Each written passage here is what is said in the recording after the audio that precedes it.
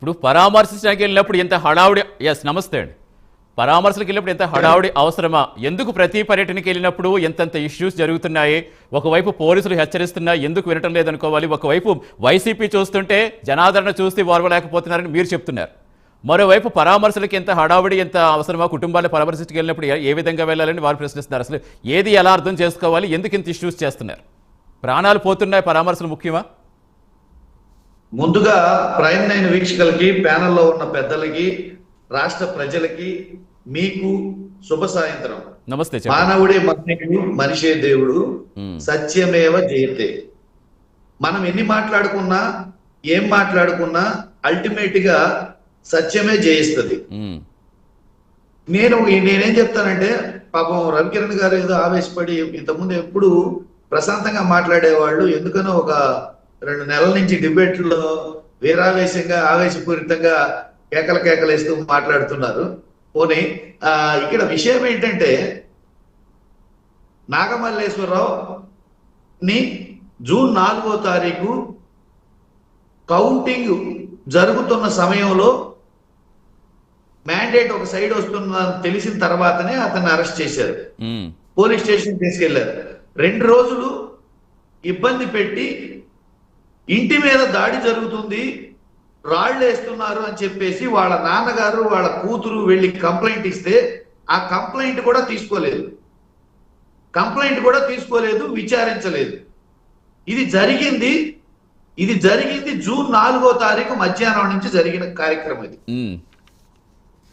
June 4వ తారీఖు counting begin అయ్యి మధ్యాహ్నానికి ఒక సైడు ఆల్రెడీ మ్యాండేట్ వస్తున్నదని తెలిసి హఠాత్తుగా అతన్ని పోలీస్ స్టేషన్ కు పిలిపించి అతన్ని పోలీస్ స్టేషన్ లో కూర్చోబెట్టి తన ఇంటి మీదకి రాళ్ల దాడికి వెళ్ళి ఆడవాళ్ల మీద దాడి చేస్తే, తన తండ్రి పోలీస్ స్టేషన్ కి వెళ్ళి కంప్లైంట్ ఇస్తే ఈ కంప్లైంట్ తీసుకోకుండా అతని మీద రౌడీ షీట్ ఓపెన్ చేస్తామని, అతన్ని ఊరు పిలిచి వెళ్ళాలని, మళ్ళీ ఊళ్ళో కనపడితే ఒప్పుకోమని బెదిరించి 2 రోజులు హింసించి నోటీస్ ఇచ్చి పంపించారు.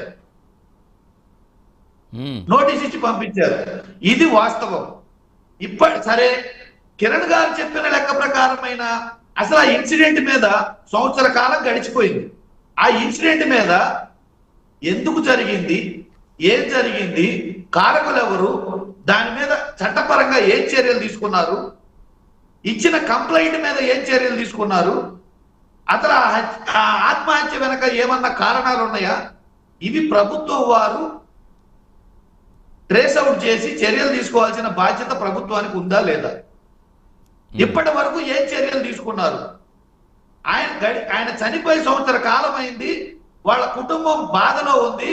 వాళ్ళ చనిపోయిన వ్యక్తి యొక్క విగ్రహావిష్కరణ పెట్టుకొని ఉంటే ఆ కుటుంబాన్ని ఓదార్చడానికి, పరామర్శించడానికి రావడం జరిగింది.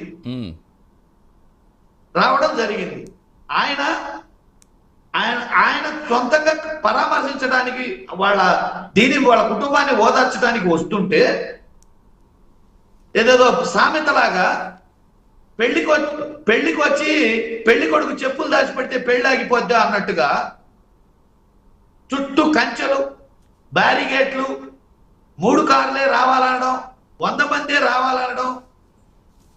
జగన్మోహన్ రెడ్డి గారి హిస్టరీ చూసిన వాళ్ళు, పొదిలి కావచ్చు, రాప్తాడు కావచ్చు, అంతకుముందు ప్రతిపక్షంలో ఉన్నప్పుడు కావచ్చు, అధికారంలో ఉన్నప్పుడు కావచ్చు, సిద్ధం సభ ఉన్నప్పుడు కావచ్చు, ఎప్పుడైనా సరే జగన్మోహన్ రెడ్డి గారు ఒక ఎక్స్ సీఎం, జనాదరణ కలిగిన నేత.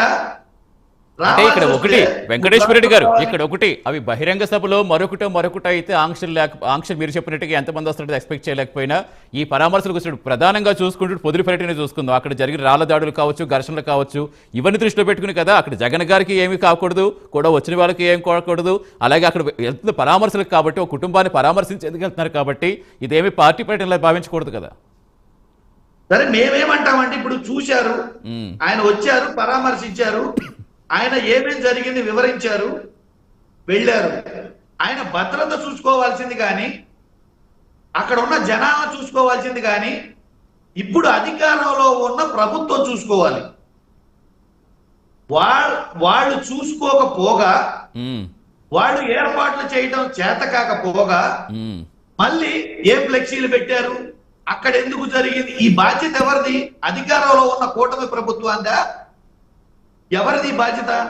ఆయన పరామర్శించడానికి వచ్చారు, వెళ్ళారు, ఒక్కరిని పిలవకుండా, ఒక్క మాట పిలుపునివ్వకుండా కేవలం జగన్మోహన్ రెడ్డి గారు ఆ కుటుంబాన్ని పరామర్శిస్తున్నారన్న వార్త తెలిసి ఆయన అభిమానులు 70 ఏళ్లకు పైబడిన ఒక ముసలామ కర్ర పట్టుకొని కిలోమీటర్ల దూరం నుంచి నడిచి వచ్చింది ఆయన చూడటానికి.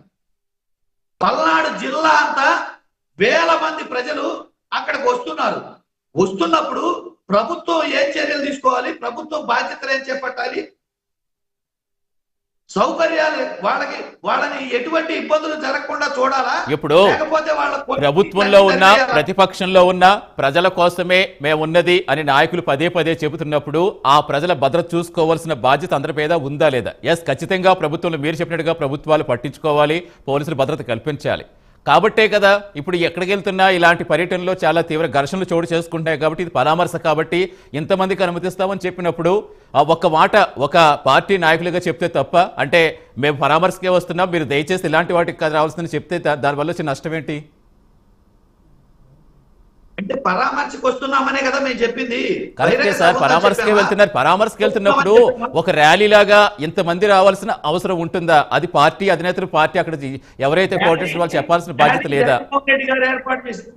ర్యాలీ జగన్మోహన్ రెడ్డి గారు ఏర్పాటు చేసింది కాదు, అవును, పార్టీ ఏర్పాటు చేసింది కాదు. అవును, ఆయన అభిమానులు వాళ్ళంతటా వాళ్ళు ఎవరి వెహికల్స్ లో వాళ్ళు ఎవరికి ఆయనకి ఏదన్నా ఇబ్బంది జరిగిద్దో, లేకపోతే ఆయనతో పాటు రావాలనో, ఆయన చూడాలనో, లేకపోతే ఈ పరామర్శ కోసం వస్తున్నప్పుడు ఆయనతో పాటు ఉండాలనో వాళ్ళు ఎవరంతటి వాళ్ళు స్వచ్ఛందంగా జిల్లా నలుమూలల నుంచి వచ్చారు. అయితే ఇక్కడ ఒక చిన్న మాట నేను చెప్పదలుచుకుంది ఏంటంటే, జూన్ 4వ తారీఖు జరిగిన తన ప్రభుత్వం అధికారికంగా మ్యాండేట్ జరిగిన దానికే చాలా కథలు చెప్తున్నారు. సుగాలి ప్రీతి కథ జరిగి ఎప్పుడండి? 2017లో జరిగితే జగన్మోహన్ రెడ్డి గారి మీద ఆపాదిస్తారు. అట్లనే వివేకానంద రెడ్డి గారి హత్య జరిగింది చంద్రబాబు నాయుడు హయాంలో, అది జరిగితే జగన్మోహన్ రెడ్డి గారి ప్రభుత్వం మీద ఆపాదిస్తారు. ఇవన్నీ కూడా ఒకటేనండి. నేను క్లియర్ ఒక మాట నాకు చెప్పనివ్వండి, క్లియర్ గా నేను ఒకటి చెప్తున్నా. వాళ్ళకి భయం పట్టుకుంది కూటమి ప్రభుత్వానికి. ఎందుకు? రోజులు తరుముకొస్తున్నాయి. ఆల్రెడీ సంవత్సరం గడిచిపోయింది, ఇచ్చిన మాటలు నిలబెట్టుకోలేదు, ప్రజా వ్యతిరేకత పెరిగింది, సునామీలా వెంటాడుతుంది ప్రజా వ్యతిరేకత, ఉరుముల్లా తరుముకొస్తున్నాయి. ఇక రోజులు గడిచిపోతున్నాయి, కాలం గడిచిపోతుంది. ఎన్నికలు వస్తే మన పరిస్థితి ఏంటి? ఇప్పుడు మనం చేసిన అరాచకాలకి మనం గ్రామాల్లో నిలదొక్కుకోగలమా? ఎలక్షన్ లో ఉండగలమా? గెలవకపోతే మన పరిస్థితి ఏంటని చెప్పి